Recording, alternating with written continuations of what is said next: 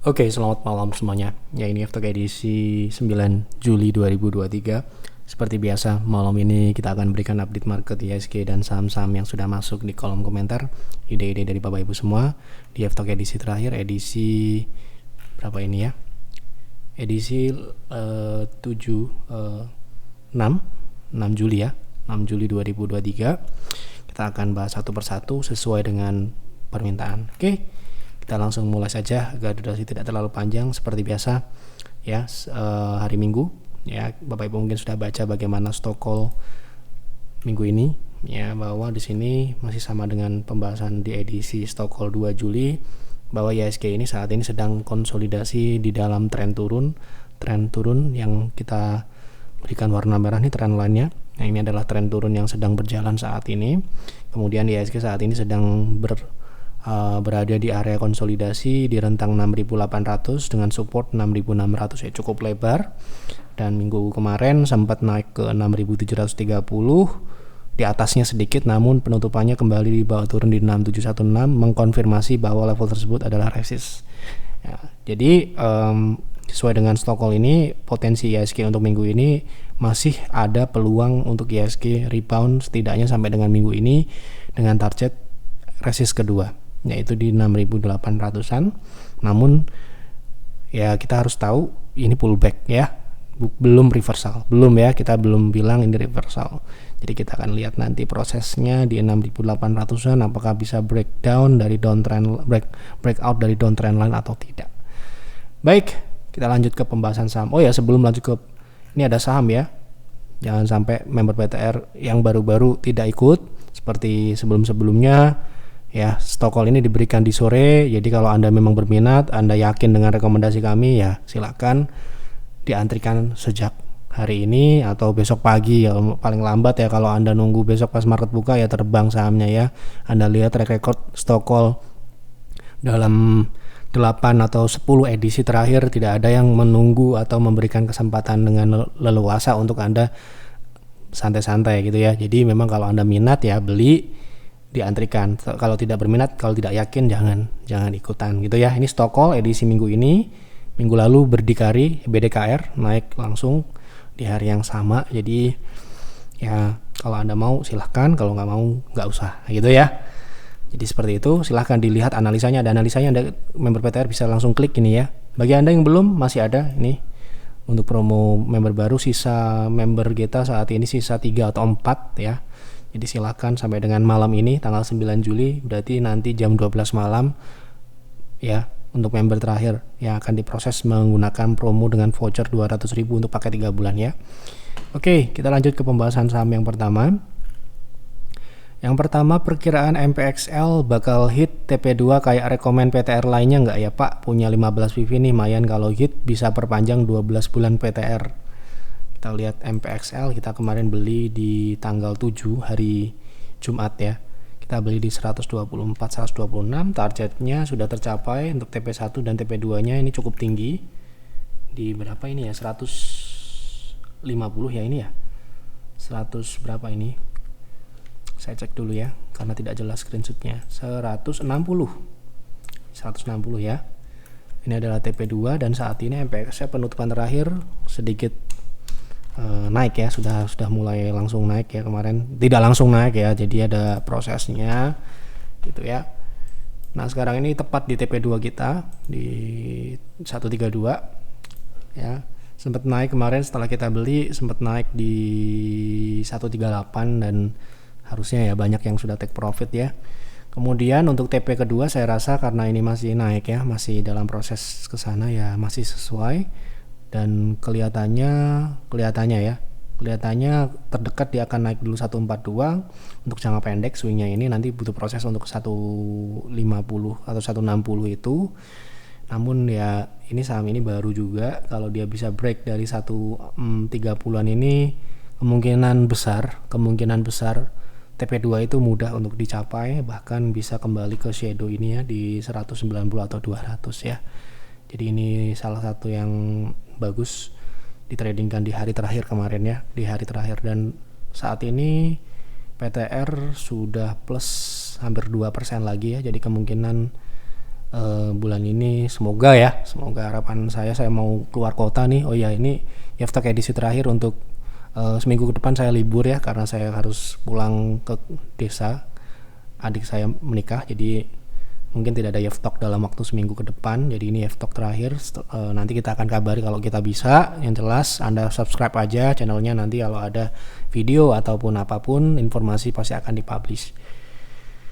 Seperti itu ya untuk MPXL. Selamat buat yang ikut beli private trading room. Payet minta view saham harta jangka pendek. Oke, untuk harta saat ini masih proses uptrend ya, baru breakout dan meretest support cukup agresif saham ini ya. Nah, retestnya ini sudah 2 kali dan cukup berhasil. Sepertinya ini ke depan secara teknikal ya, secara teknikal ini akan mengarah ke upper shadow terdekat. Ini upper shadow terdekat di 480 dan kelihatannya akan menuju ekstensi yang pertama 1,618, yang mana itu di atas 500 ya, di atas 560 ya. Jadi kemungkinan dalam proses ke sana, kita akan lihat prosesnya ya, secara jangka pendek ke sana arahnya. Jadi sementara ini selama dia tidak mematahkan tren naik atau tidak turun di bawah 560 seperti yang sebelumnya, karena ini beberapa kali dia kemarin false breakdown ya, kemudian naik lagi, dan naiknya dengan volume yang jelas kita perhatikan ketika dia turun volumenya tipis, itu berarti false ya biasanya. Kemudian kalau dia bisa breakout di 450-440, ini kemungkinan akan akselerasinya cukup signifikan ya. Ini juga saham yang cocok untuk full time ya, kalau part time mungkin akan sulit. Oke, seperti itu. Minta tolong bahas PTIS, apakah menarik teknikalnya, berapa risk reward jika masuk di harga sekarang.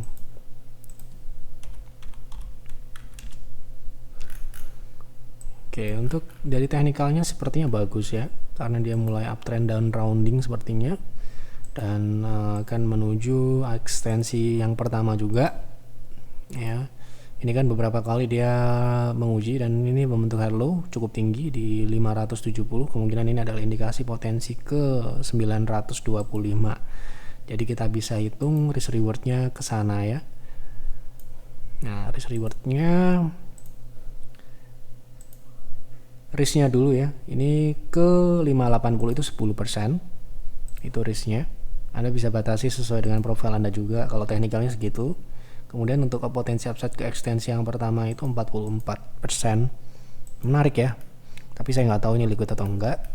Lanjut ya, tolong bahas teknikal dan fundamental saham Mark, apakah cocok untuk trading atau invest jangka menengah. Mark, invest ya, kita ambil yang pertama, Mark. Apakah layak invest? Kita akan cek fundamental, kalau tidak layak ya. Oke, Mark saat ini kurang bagus secara pertumbuhan, ini cukup drop ya, karena mungkin dia termasuk emiten pandemi ya, yang kinerjanya tertopang cukup signifikan, dan ini sekarang ini kembali normal ya, pertumbuhan yang akselerasi yang sangat tinggi. Ini kita pernah invest juga tapi kita sudah keluar ya, kita sudah take profit tentunya. Terakhir Mark kita distribusikan bersama Agi, profitnya ya sekitar berapa ini ya, 17-16% dalam waktu yang cukup singkat di Pierce ya, di Pierce edisi kita distribusi terakhir di bulan Februari 2022 sebelum jatuh berarti ya. Nah ini ya di sini ya, jadi kita keluar tepat di pucuk. Oke. Oh, gimana cara ngelihat kinerjanya? Bagaimana kita ngelihat bener nggak ya keluar di situ? Nah, Anda bisa buka laporan kinerja.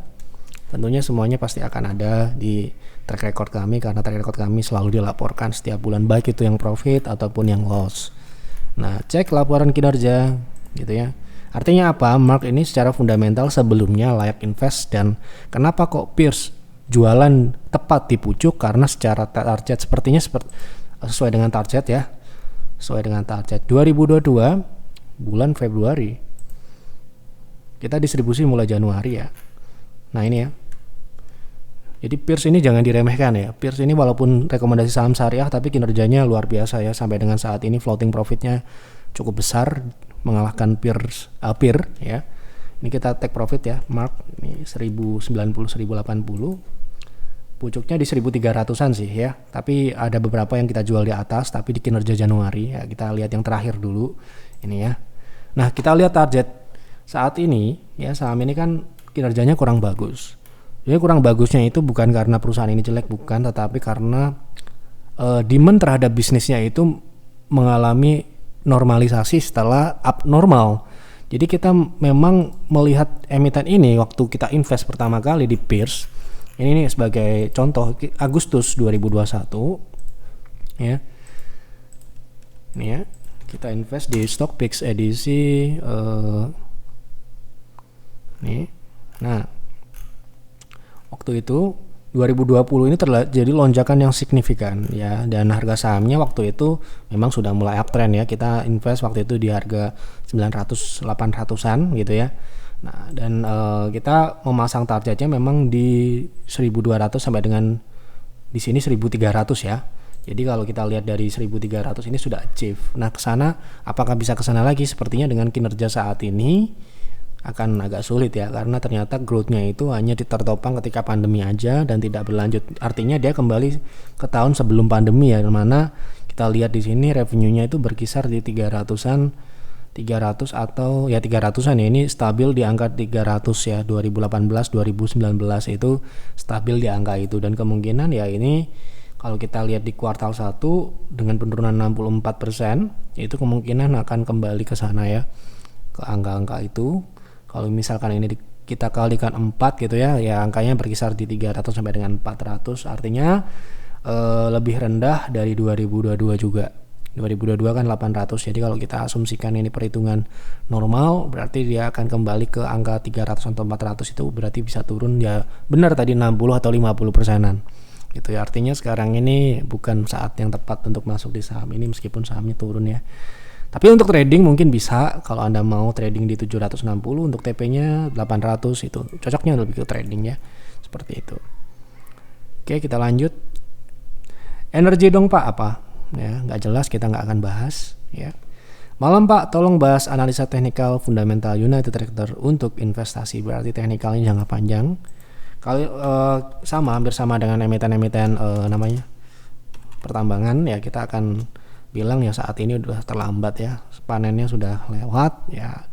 Musim tanamnya mungkin bukan sekarang, mungkin tahun 2000 setelah tahun politik ya, biasanya 2025 mungkin 2026, tapi sekarang ini saya rasa untuk trading saja. Kalau untuk fundamentalnya nanti mengikuti komoditas, tentunya Anda harus perhatikan komoditas. Sekarang ini untuk batu bara masih ya relatif sudah jauh, artinya kinerja tahun ini pun kemungkinan besar tidak akan lebih baik dibandingkan tahun kemarin yang mana peak performance-nya atau panen rayanya. Jadi kalau masuk sekarang menurut saya terlambat. Kalau trading nggak ada masalah, tapi kan ini yang ditanya investasi ya, seperti itu. Hampir sama kalau Anda tanya Adaro, tanya Indo Tambang, tanya PTBA, jawab saya akan sama seperti itu, formatif ya, karena memang siklus mereka seperti itu. Malam Pak, bisa tolong bahas Arko untuk investasi jangka menengah, apakah sudah tepat untuk masuk sekarang, berapa targetnya?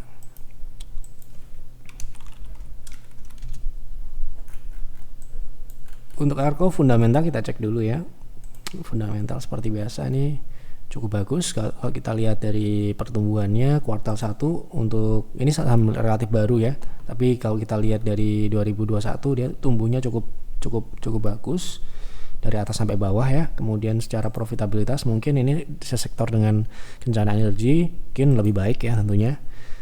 Kemudian secara bottom line ini 20 sampai dengan 30 ini meningkat ya, ada peningkatan profitabilitas. Jadi menurut saya ini meskipun baru cukup bagus dan bisa dipertimbangkan, artinya bisnisnya sudah profit dan sudah tumbuh ya, sedang tumbuh, artinya value-nya harusnya juga meningkat gitu ya, sedangkan harga sahamnya relatif belum meningkat. Untuk targetnya kita nggak muluk-muluk untuk Arko ini karena pertumbuhannya memang tidak sebesar Kencana Energi Kin ya. Kin Anda bisa cek. Nah, ini kemungkinan targetnya 715 atau di upper shadow sini 840 untuk jangka menengah ya, jangka pendek lah. Oke, seperti itu. Sudah saya jawab semua. Oke. Terima kasih untuk Bapak Ibu yang sudah berkontribusi memberikan ide di kolom komentar. Silahkan isi kembali saham apa dan kenapa saham tersebut Anda pilih. Jadi berikan keterangan dan penjelasan supaya kita bisa bahas dari sudut pandang mana, ya. Jangan abstrak atau absurd. Oke. Sekali lagi, ya, apabila Anda ingin join PTR, ingin trading bersama YEF, ya, silahkan manfaatkan promo 77, dan perlu Anda ketahui member PTR dibatasi di angka 100.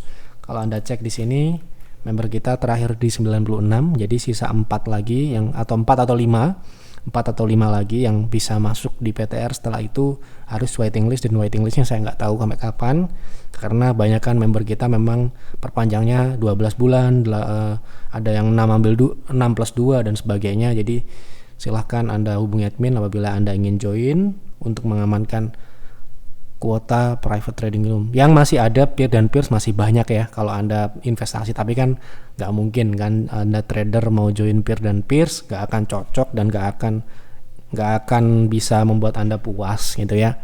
Jadi kalau Anda trader ya joinnya PTR, bukan peer ataupun peers. Tapi kalau investor ya jangan join PTR itu ya. Jadi harus ngerti itu ya. Jadi jangan sampai Anda join nggak akan ngerti. Gimana cara tahunya ya? Anda bisa bedakan trading dan investasi itu apa, dan tentunya layanan kami juga perbedaannya di situ ya. Rekomendasinya ya kalau PTR ya tentu saja ke trading, kalau peer dan peers tentu saja rekomendasinya ke investasi, seperti itu ya. Jadi jangan sampai dan ini juga bukan pemula, untuk pemula banget nggak bisa ya. Jadi kita tidak rekomend untuk join, nanti mubazir. Anda belajar dulu aja bagaimana trading dan investasi sebelum Anda join dulu. Dan apalagi yang belum punya akun ya, jadi kemarin ada yang nanya belum punya akun mau daftar PTR peer, nggak bisa, jangan dulu, nanti mubazir uangnya. Mending Anda belajar dulu ya, belajar transaksi dulu, ngerti teknikal dulu, ngerti fundamental dulu kalau investasi, seperti itu ya, supaya nanti Anda ketika join PTR peer dan peers itu teroptimalisasi ya dengan bantuan yang kami berikan. Itu saja yang dapat saya sampaikan untuk YEF Talk malam ini. Mungkin YEF Talk akan libur selama seminggu ke depan karena saya tidak ada yang bisa menggantikan di YEF Talk ini, tidak ada yang mau ya, karena takut salah. Padahal nggak apa-apa ya, namanya prediksi dan analisa itu bisa salah ya. Jadi apa yang Anda dengar di sini itu prediksi dan analisa ya, pastinya bukan sebuah kepastian gitu ya, pasti ada yang namanya prediksi salah. Jadi Anda perlu menimbang-nimbang, perlu melakukan analisa ulang ketika Anda sudah menonton YEF Talk. Itu saja. Sekali lagi mohon maaf apabila ada kekurangan atau kesalahan dalam penyampaian di YEF Talk sebelumnya atau hari ini. Apa yang kami sampaikan tujuannya untuk kebaikan, untuk mengedukasi, untuk memberikan apa yang kami lihat juga gitu ya. Itu saja. Selamat malam dan selamat beristirahat.